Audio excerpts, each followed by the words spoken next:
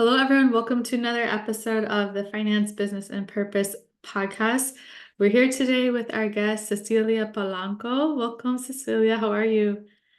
Doing great today. Excited to be here and talk a little bit about finances. Yeah. Yeah, I can't wait to talk with you. We had a really great chat. What was it, a couple months ago now? And I got to learn about your work in Pupusas for Education that we'll talk about. And I think I always felt like we bonded over this passion for, leveraging both like nonprofit and business structures and being able to focus on social impact and use finances and all of that to be able to help more people, which is exactly what you're doing. So I can't wait to dive in more. I know we're also going to talk about how you're helping people in the immigrant community.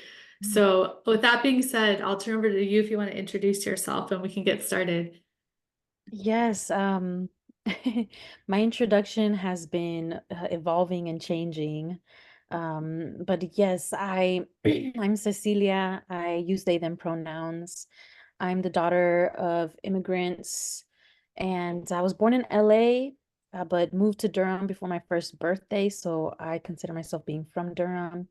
My family's originally from El Salvador, and so my parents came in the wave that was leaving the civil war that was happening in El Salvador in the 80s. And so yeah, I grew up in Durham, and I my priority was school. I focused on school, took a gap year, was able to go to college on a full scholarship at UNC. And the last 8 years about I've been focused on working in different aspects of community development, whether that's working with youth, working in mental health, and most recently finances and business development. I've been working in Pupusas for Education. I've worked a number of jobs at a number of nonprofits. And this fall, I'll be starting a master's in public policy and hopefully an MBA, to support all that finance Damn. work that we're trying to do. So, yes, I've got, I have my interests are in a lot of places. And so it's kind of hard to describe where exactly I have dipped my toes in a lot of different places. And I see all of these things as intersectional and connected, right? So, Absolutely.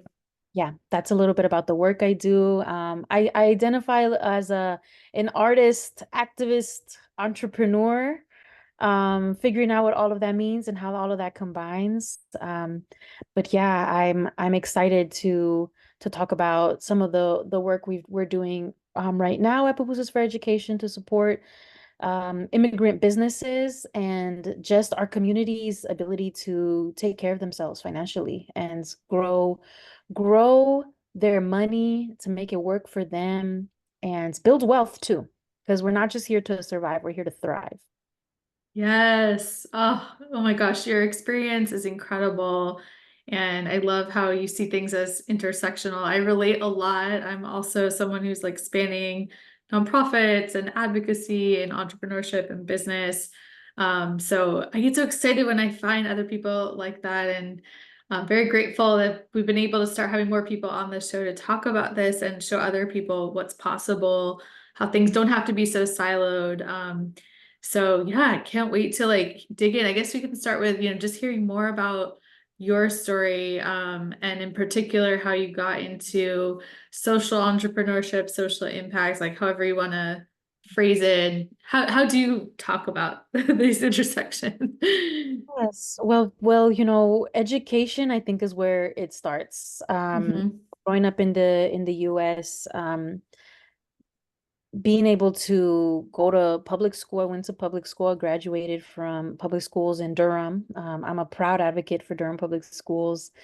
And that was my focus. Like I remember my parents telling me, my older sisters saying, don't worry about having a job right away. Focus on school. That's your job. Do well there because that's really the opportunities that we have here in the United States is for education, higher education.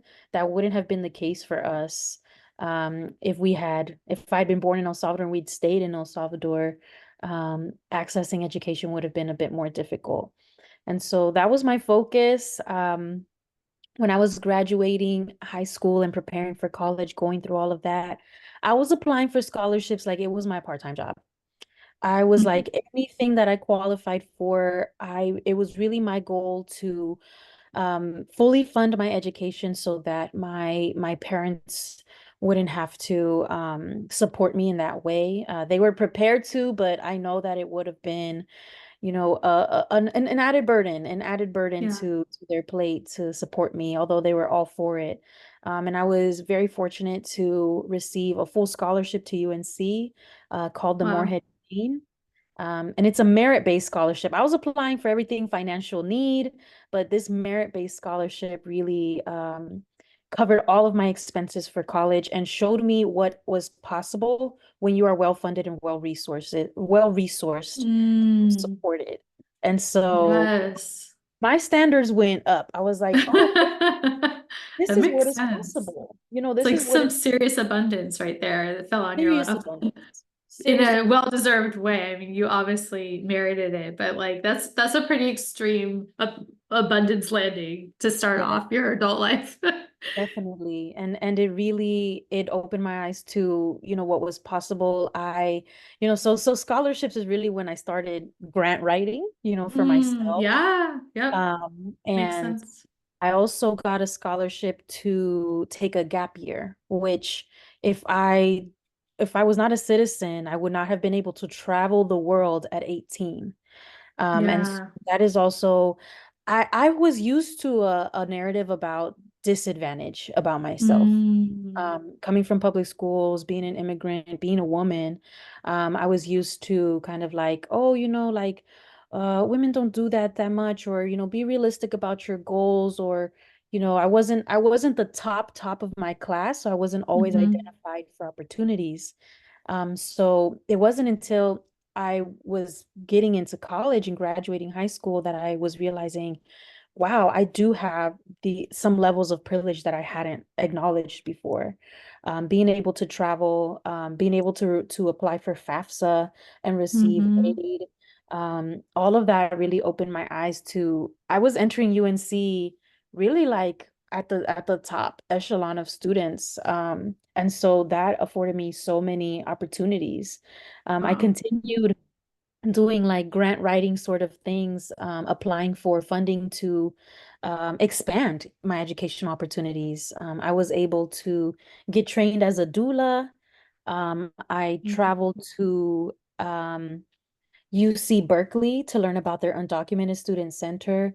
And this was all through applying for additional funding through my scholarship. So I was like, Hmm. oh, there's money out there. We just gotta gather it up and be persuasive in why we are deserving and why this is worth being invested in. And so I was learning Hmm. about all of that in my college experience, but I was also cognizant that there were brilliant students I went to school with in high school that did not continue on to college. And it's not because of lack of deservingness or lack of achievement. Those students were able to get into colleges, but often the financial barriers were the reason they couldn't go. Oh my And gosh. so that was like, it just didn't make sense to me. It just Yeah. really doesn't make sense. So that's when I was learning, okay, there are university policies. The university looks to the legislative policies on what to do. Hmm. And that's what really ignited for me a desire to give back. I think Hmm. that comes from my family, and the generosity and big heart that my family has.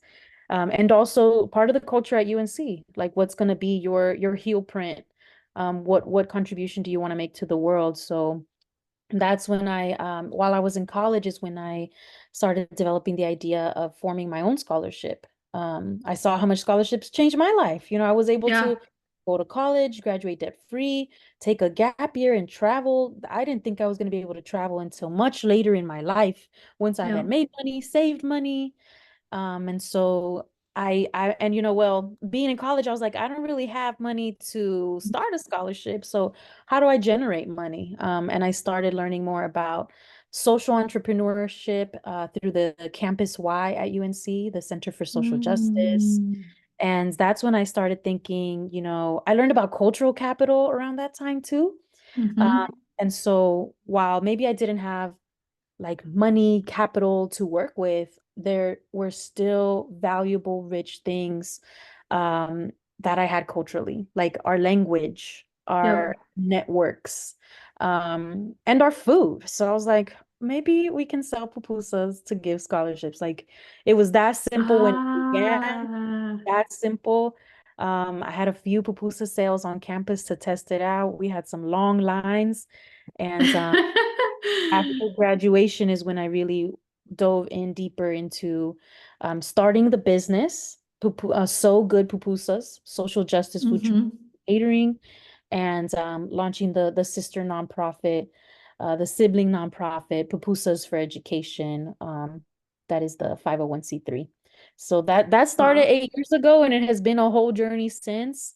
But that's really where I started, and I didn't know what I was getting myself into creating these two entities, but I've learned Yeah. so much in the last 8, 9 years, and that has informed a lot of the work and the programs we've developed too. I love this so much. What was the moment when you realized, oh, I could generate the money by selling pupusas? Was there like a light bulb that went off at a certain Yes. point? Yeah, it was one of the first. I did a free pupusa event just to be like, let me just get people to show up and maybe they can fill out Uh-huh. this survey. And when I had a line that was like out the door around the building, people were like, I need to go to class, so they would leave the line. I was like, oh, there is a demand here. There is a customer base here. And Yep. that is and as well as pupusas, there's some OG pupusa places that I love to uplift, like El Cuscatleco, La Metapaneca, which unfortunately closed during the pandemic, Mm. and some other places, but there weren't a lot of places to get uh Latino food in general, much less pupusa. Really? Mhm. That's changed over the last couple of years. There's a Yeah. with loncheras and food trucks blowing up, and we're seeing a lot more Right. pupusas in the area, but I saw a gap in the market and a demand for pupusas. So I was like, okay, we can do something with this. And how beautiful and full circle that it's food from your family's home country as well. That Mhm. is what is generating the finances for your vision. It's so cool. Yes, and I didn't know how to make pupusas when I first started.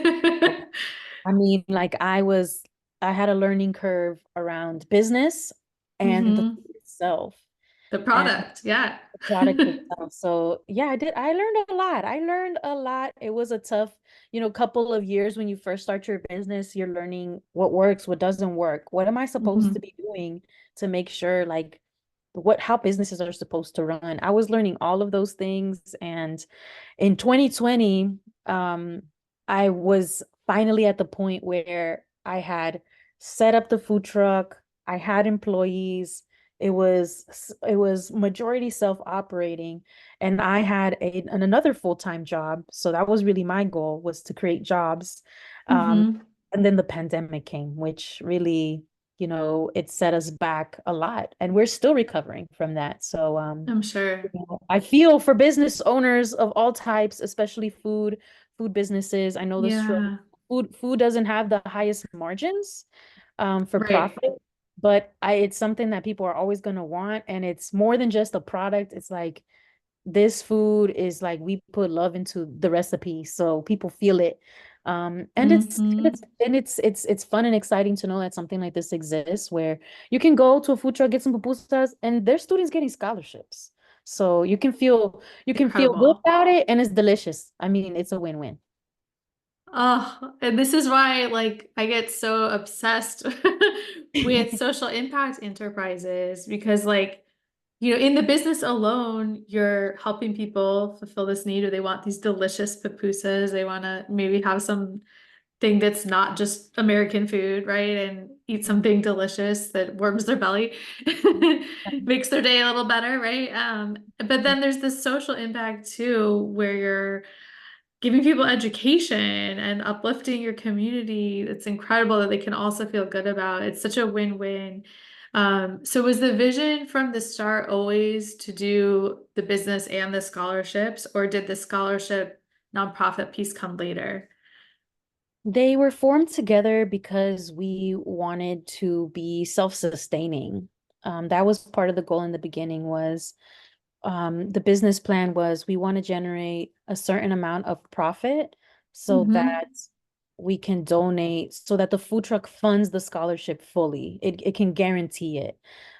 We got very close to that, and in the last couple of years, that has not been the case. But Mm-hmm. that's what we're trying to get back to, and that's the struggle of business. You know, you have a business, Yeah, you have one idea, and then, the market, circumstances, inflation, all the things that totally. to take into consideration that, we're still working on getting back to that. And we're also dreaming even bigger. There's Mm-hmm. um, a word I really like called hermesis. And it's when you experience an adversity, it's not just about restoring and bouncing back to where you were. Actually learning from that adversity levels you recover and level up. So Yes. Hermesis is what we're going for with the bringing the food truck back and reopening. Maybe that's 2025, when that's going to happen. Mm-hmm. But we're hoping to relaunch our pupusa food truck and a community food truck.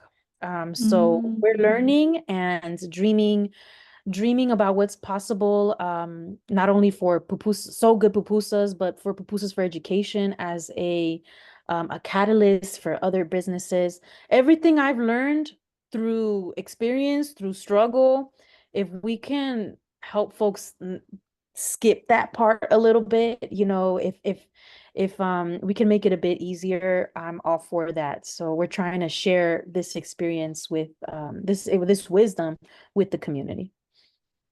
So many questions from that. Okay, so what is the community food truck? Is it renting it out to others? Yes, Okay. we've played a little bit with just renting it, just leasing it at a Mhm. lower access, lower Yep. barriers for access. So maybe we don't do a credit check, or Hmm. we it's a lower rate than maybe another food truck you may find. Yep. So that's part of it. We've played with that a little bit. We're also looking at looking at the food truck as a shared asset.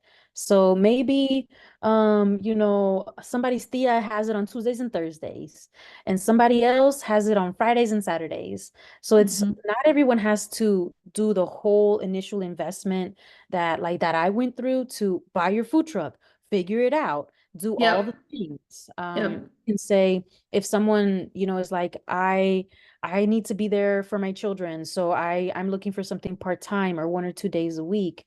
They can set their own schedule, and things of that sort with the support, like the core administrative support of our team, which is what I had to learn and figure out myself. And for me, as a being even being a citizen, Yep. bilingual, have a bachelor's, I struggled a lot. And I'm very Yep. open about that because, if it's we need to support each other, and the way to start supporting each other is to say, I need help, and so Yep. I often express that as it's okay to not know, or to be figuring it out. And when we help each other and when we share knowledge and resources with each other, it really uplifts us all. So that's really why we're Hmm. getting into community food truck. I think it was maybe a year or two ago, we painted the outside of the food truck with our youth group. And so it's also mobile art. It's a mural. Wow. There's So so much happening from this one food truck. yes, the intersection of all of it, right? It's Like like there's an ecosystem. art, yes, and that is really what we describe to the folks who are part of our Elevate program for small Hmm. business development and financial wealth building, is that yes, you're here to learn and we're gonna support you with your business, but look around you. There are other entrepreneurs here, there are other customers here, there are business partners here. And so Yep. we have an ecosystem that if we can slow down a little bit, take the time to connect with each other, we'll see opportunities and ways we can support each other that really ideally that's how it can work. And we can all be successful, thrive, make money, and eat off of that. It's utopia. Woo! Freedom dreaming for sure. Freedom dreaming is possible and not accepting no for an answer a lot of the time. This is another reason I geek out so hard about this intersection and social entrepreneurship is like leaders like you in this space are providing a new way to business that not only is like business for good that has this positive social impact with the scholarships and all of the support you're building for people, the community, the opportunities, but it's also putting forward this idea of abundance Mhm. that we don't need to see it as competition, right? In the traditional way of business and capitalism, like we can work together and help Mhm. each other and create amazing things that's going to make the world better. It's super cool. And I want to circle back to what you were saying about both acknowledging business is hard and that it's a struggle, bringing attention to that, and also what you said before. What was the term that you Hermes. use? What Hermes. language is that, by the way? Hermesis? I don't know. I want to say it's English. It may have a Oh. Latin base. But yeah, it's I read it in a book about the environment, actually. Ah, Transformational resilience for climate change. So I'm telling cool. you, what you learn over here about the climate, you can apply Yep. in other places. So It's all connected. that's why I love learning about all of it. And I'm like, oh, I'm gonna take this concept from over here, apply it to business. Take this business concept, apply it to the arts. So Ah, I do this too. It's so fun. It's so fun connecting things. Okay, I've heard about this concept, sorry, hermesis. I don't know if yeah, that I believe I've that's I heard about it recently in the term compounding effect. And Mhm. kind of back to finances, like the concept of investing is the reason you make money investing in the stock market is the compounding effect, which is your interest earns interest, and then your interest earns interest, and that interest earns interest. So it grows exponentially. Um, and I think it's the same thing with growth, right? Like what you're saying, if you have a setback in your business, I think this is how you brought up this concept. Mhm. If you have a setback, it doesn't mean you're starting over or it's No. going back to square one. You're building off all the learning and experience you've had going to your next level.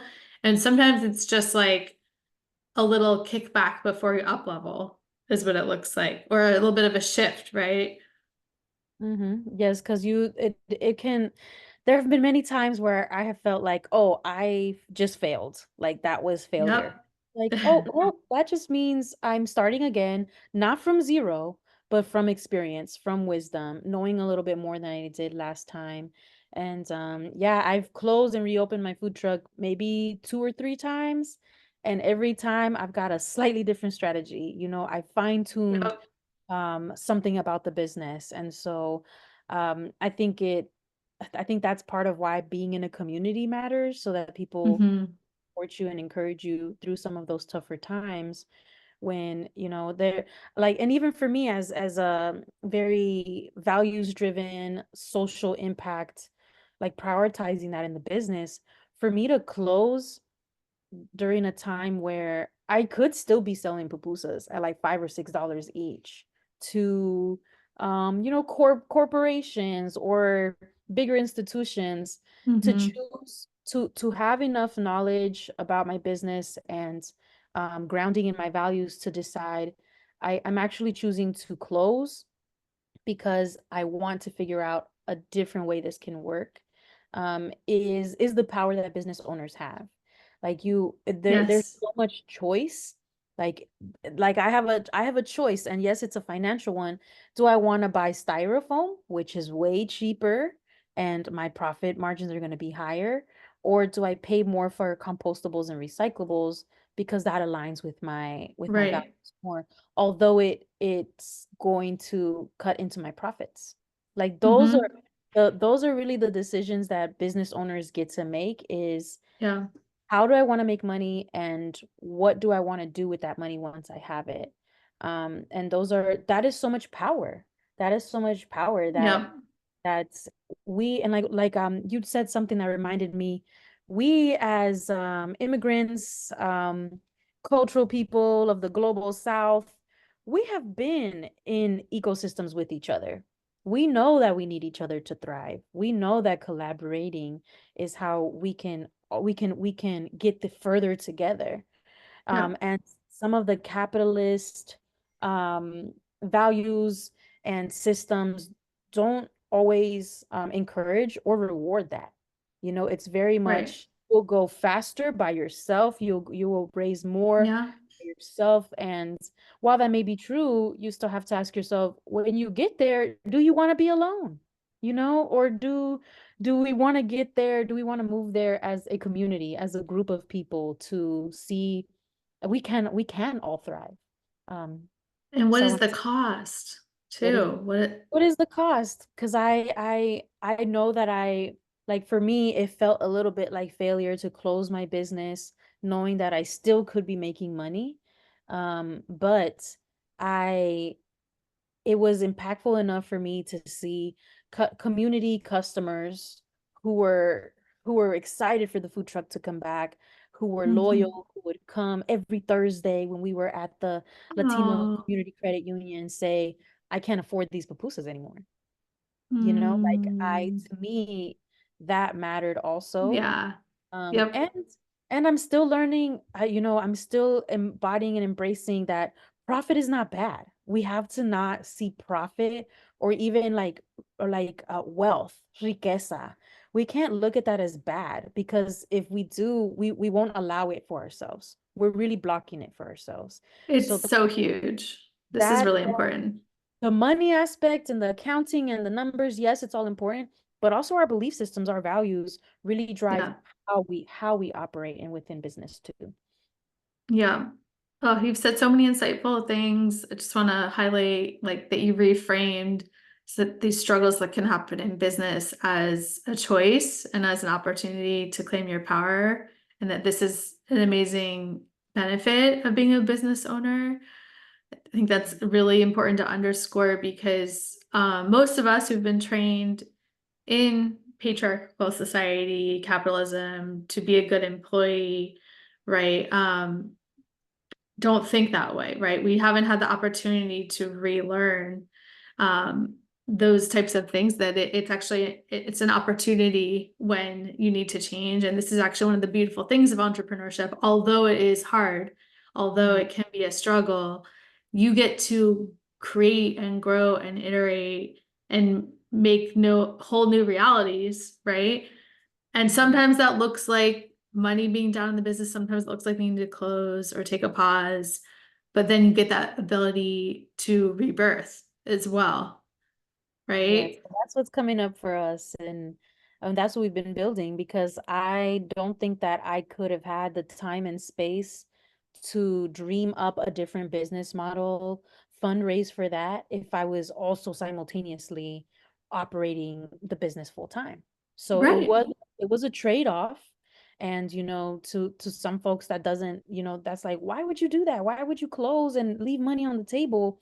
And I'm like, I am investing in my time and energy right now, so that when we do rebirth, we resurge, we reopen, we have now an intentional business model that actually Yeah. is reopening one food truck. We're going to reopen two or three food trucks with a community model, with Awesome. a more successful social justice model for So Good Pupusas. And that's what I tell folks. I'm like, the path is not always a straight path. You know, Nope. it especially in business, it is up and down, and so, and really, that's really life. It's the ups and It downs of is. riding the waves of business, of the market, of so many things, that you're like, okay, how do I not just, everyone kind of wants to like just shoot up and see that exponential growth, but it's like, but sometimes it's a trend in that direction, but it's a little up and down.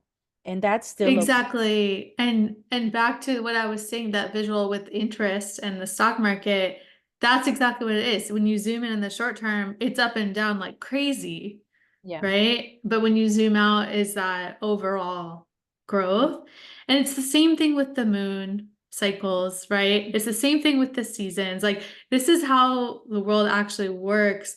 But we've been told this lie. I'm just ranting at this point, but we've been told this lie, Okay. I think, by the patriarchy and capitalism. We could just blame them for everything, that there has to be a straight path and, step by step, right? But it's just not how The things right actually way. work. There's one right way to do it. Yeah. And it's like, no, these we're creating, I really, these businesses, they're living things, they grow, they have, we have high moments, we have low moments. Mm-hmm. And it depends, if for even for a food truck, we have our season really is the height of the season is March to October. So we're not gonna have Yeah. income like just the straight across. Right. We're making the same every month. It's gonna look like, it's gonna peak Mm-hmm. in the summer and it's gonna be lower in the winter. But our expenses are gonna be pretty much, they're gonna fluctuate too.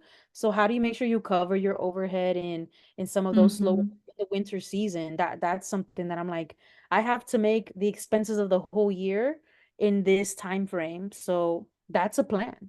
When you have Yep. that information, I think those that level of understanding the numbers for me was really a level up as a business owner, Yeah. where that's when it became clear to me.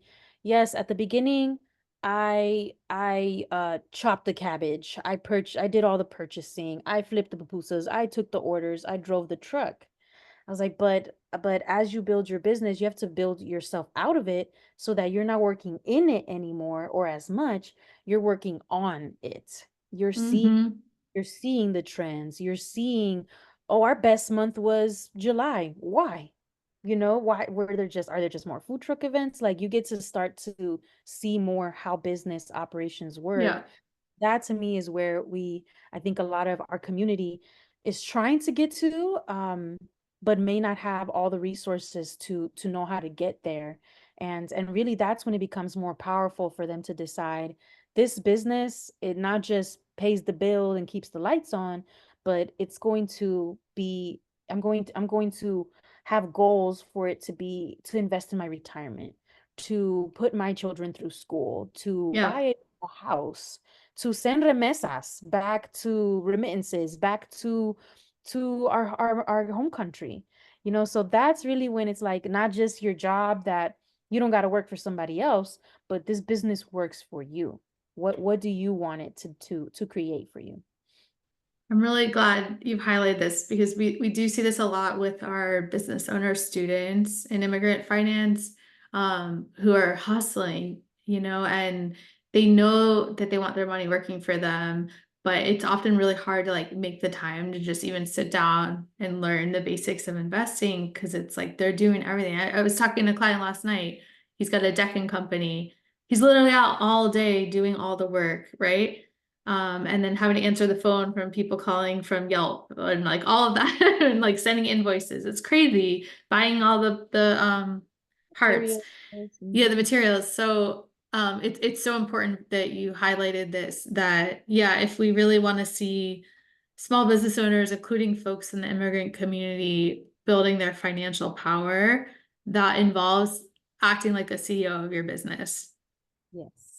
Yes, and and not that doing all the work yourself. that can be hard, the attachment to being in it, and the skills that were good that you need to have on that sort of looking into the business. Hmm. It's hard to step away. It's hard to I hear a lot about trust, who you hire. Do you trust who you hired? Yeah. Like, well, Yeah, yeah, that's a big thing. you're now a manager, you're now an employer, so have Yeah. those systems for your employees too, how you operate your finances and track your finances. But I often will do with some of the folks, and this is really anyone, whether it's a student who's feeling overwhelmed or a business owner that is like, I don't have the time to do this thing that we really need. I was like, "Oh, you have the time. You're just using it for other things." And I'll do, because I'm a visual person. I've learned that I'm Me too. neurodivergent, so I'm like, I got to draw this out. So we'll Yep. make a mind map, and I'm like, just tell me everything you do. And it's like, oh, you're not just the CEO. You're also the accountant, you are also the manager, the supervisor, the HR. So it's like you're wearing five hats. That's why Yeah. you don't have time. Yeah. So we've got to figure out where can I take three of these hats off, hire someone, make a plan for how I'm going to expand my employees, hire good people, provide a good job. So then I do have the time to look at the finances more, to make projections for the future, to have a strategic plan. Like it does take a lot of, I mean, I'm in the same place. That's why I love working with folks in the community because they sometimes they look to me like, oh, you did it. You know the answers. I'm like, no, I'm in it still. I'm in it with you still. And we're figuring it out together because Yeah. we may have different goals, but Yeah. we're trying to figure out the same things. We're trying to free ourselves from constraints so that we can look at the big picture and move in that direction. And this is even more important for social entrepreneurs, for people who want to have mission-based businesses, Mhm. because it's so critical to have that spaciousness to keep the vision and the mission and the values top of mind so that everything is flowing from that. Like your ability to make the otherwise not profitable decision to use the environmentally friendly materials packaging instead of styrofoam, like Mm. you need to have the space to be like, this is in alignment with our values and our mission and our vision, why we're doing this in the first place. Right. But And we if can you're, afford it. We can afford to do it, so let's do it, or yeah, are we gonna go under if we make this choice, because that's often yeah, business. You're looking at your choices and you're looking at your numbers and you're deciding, does it work? What am I willing to hmm, sacrifice? Am I willing to break even, but I spent more on, environmentally friendly materials, or do I need to see profits? So I'm gonna sacrifice somewhere. I'm gonna sacrifice yeah. my. And And with immigrant folks, like I think our we have an entrepreneurial hustler mindset from the get-go. absolutely. Like that's why we are here in the United States. Like that was a driving factor. Economics was a driving factor for people to come here. Hmm. So they're here to figure that out, to generate. And there's ways in which, even if you're undocumented, that you can be a business owner here in the United States. I mean, it's part of the American dream. Capitalism, yes, it's creates a lot of things that are not so good for society and the environment. And at the same time, if you understand it and can learn it, you can play that game and win too. Yep. So that's I'm like, even if you're undocumented, these businesses sometimes have more rights than people. It's wild, Oh, but yeah. if you've got your LLC and you've got your EIN, you've got something to work with. And that in itself is power too. That's one of my favorite thing about helping immigrants start businesses, undocumented immigrants, because you go from this position of being someone who's been told basically that you don't have rights, right? That you can't work, that you have to hide in the shadows, to when you become a business owner, the entire system is designed to help you. The entire tax system. You have all of these benefits. They encourage it because it helps the economy, right? There's nothing saying you can't have a business if you're an immigrant. But if you don't have a work permit, that's all about being an employee. So Mhm. it really transforms the whole dynamic. And I am very passionate about getting the word out about that. Yes. And it debunks the myth that immigrants or undocumented folks don't pay taxes. Oh Um, my gosh. and taxes everywhere, food taxes, Billions. billions into the economy in Yeah, taxes. So, I mean, that we're a driving force in this economy, and it's not acknowledged, it's not celebrated enough. And so that's part of what we want to celebrate too is like, yo, our dollar has power too. Our major money is real. power. And Yeah, so we can leverage that also, in the ecosystems we're building of going to I love to go to Latino owned businesses, immigrant owned businesses. There's here in Durham, there's a Mexican family that owns a French bakery and coffee shop. And I was like, how did y'all do this? Like, this is what's going on here. And they started as Mhm. employees, and eventually the owners retired and sold the business to them. And I'm Mm. like, look at you in the United States, this Mexican family owning this French bakery business. And I was like, that's beautiful. That's what's possible here in the US. And Yeah, well, that's it is when we remove some of our own barriers of what's possible and oh, I can't do this or I I'm undocumented, I can't do that. When we start to remove some of those barriers, you really see what's possible. And it's like, no, we didn't just come here to be employees that are exploited and work, work, work. We also came yeah, here to start businesses, to buy houses, to raise our children, to do to yeah, contribute to society in this economy, and that is not nothing. That is much to be celebrated and to be uplifted, which is also part of the like the psychological healing of this country in a lot of ways makes immigrants feel unwelcomed, criminalizes, yeah, um, and to have the counter narrative of no, you are the backbone of this country. We, as employees, as business owners, as taxpayers, that starts to change our own beliefs about ourselves, and that's when we can start to be open to and unlock abundance a lot more. exactly. Drop the mic. Drop the mic.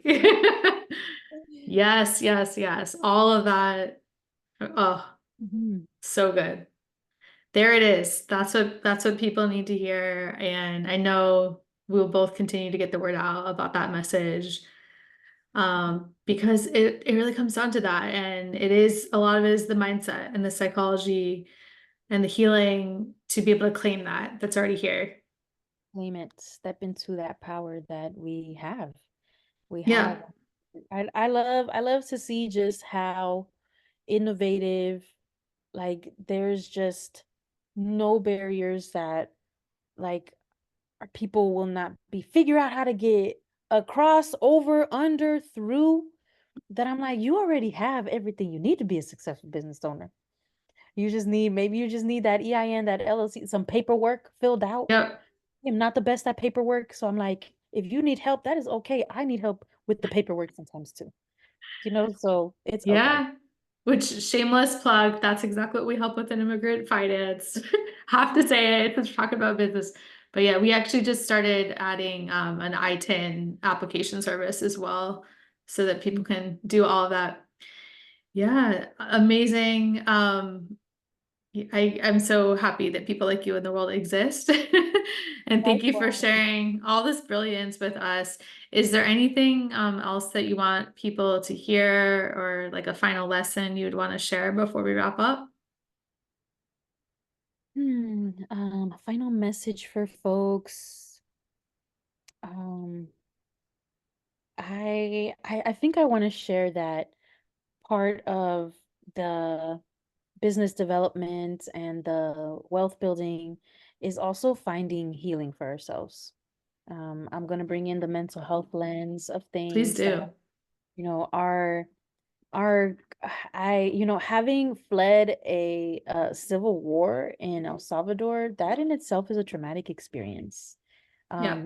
Immigrating to the United States, those journeys um, are traumas that we carry, our families carry, and intergenerationally, what that healing looks like, what it can look like here in the United States, really all over the world, and in our home countries too. Like, don't sleep on our home countries and what some remittances can do, and what progress and advancement in our countries look like.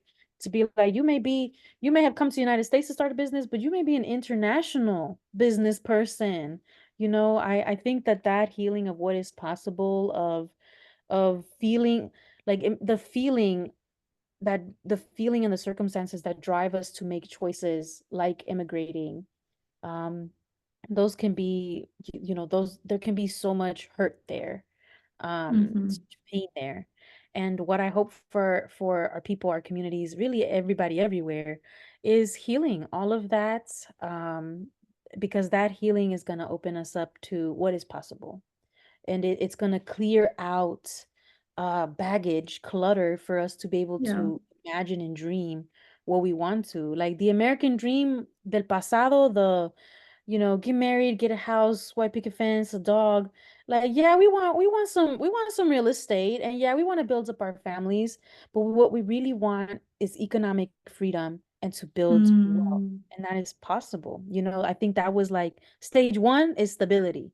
But we want to get yeah, beyond that to it's time really to get beyond that. we can't even you're gonna have to make it a practice to freedom dream even more of what is possible, because once you dream something and you get it, now you got to dream again, and now you got to dream big. So healing and dreaming big is what I hope for our communities, because I know it's possible. I see it happening. I see the drive that people have and the determination, and we got all the right things. We've got all the ingredients. We got to put it together. I don't know if it's gonna be a sopa, an adobo, or what. But it's gonna be delicious, and it's gonna make money. So let's do this. It's all together. We've got you as a resource, the kind of the work that we're doing. So we exist. We're out here to support this happening. And so tap in, ask for help, reach out and get what you need to reach your dreams, and then dream big again. Mm, such a gorgeous call to action. Mm. Thank you for sharing this. I second so much prioritizing the healing, the intergenerational trauma that gets passed down, and that this is really one of the main things I work on with people with their money mindsets to overcome that, because the hard part is not opening the business, getting the LLC filed, or opening your investment account, learning to invest, any of that. The hard part is the mindset and the psychology work to get to the place where you feel deserving of doing that and can take the steps and put the action behind it. And I've seen it so much in my own journey, as like a third generation passed down. My ancestors like fled for their lives, right? Came here with nothing as refugees, and that scarcity I have felt in my whole life, and I've had to work a lot on it, and I still work on it every day. Every single day I have to work on it with my mindset and abundance. So thank you for highlighting that. Yes, And we have intergenerational traumas, but we also have intergenerational strengths that are passed down to us. exactly. We're still here, and we have that resilience, and that's that strength. We got to remind ourselves that it's there too.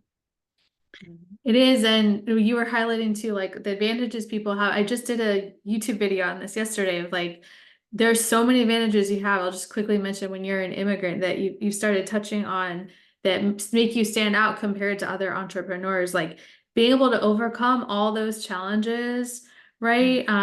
It's like nothing when you got a little problem in your business compared to what you've been through often or what your family's been through, right? Like the resilience that comes with that, it just is the best foundation for entrepreneurship. And also, people are going to be able to bring like some of the most unique perspectives culturally, right? And being able to think of things differently um, when challenges come up in the business. Mhm. Some serious problem solving. Yeah, Serious problem. There is no problem that cannot be solved. I had a tia who is no longer with us, but she used to say that in Spanish. She was like, "There's a solution for everything except death." That one. We don't have a solution for that one. But she was like, "There's a solution for everything else. What's the problem? We're gonna figure it out." And that helped love me get that. through some moments where I was learning through failing, and she was like, "No, we're gonna figure this out." And I was like, "That is the strength that I need to just get through this and learn Yeah, and not panic." Not be like, "Oh, because if it's not constantly up, or it's not constantly, stagnant, when it starts to go down, people who don't have that experience start to panic. But what we do, we start to pick it back up. We're like, okay, how are we gonna turn this around?" And so, yes, yep. definitely strength our community has. And this is why, I mean, not saying we want to be top 500 Fortune companies necessarily, but it's indicative. If you look at the top 500 companies in the US, half of them have been started by immigrants or children of immigrants. There's Mm, a reason for that. yep, yes. And that culture is baked in. Yeah. Well, thank you so much, Cecilia, for sharing all this. Where can people connect with you, follow you, support your work? Yes, I mean, for donate. contacting me directly, yes, and I welcome that because it's through conversations and through building relationship that we really, we build together. So, email me at Cecilia, Cecilia, at pupusas, the number four, education.org. PUPUSAS, the number four, education.org. That's where you can reach me. You can follow Pupusas for Education on most of the platforms. It's Pupusas, the number four, education on Facebook. I'm pretty sure Twitter, Instagram.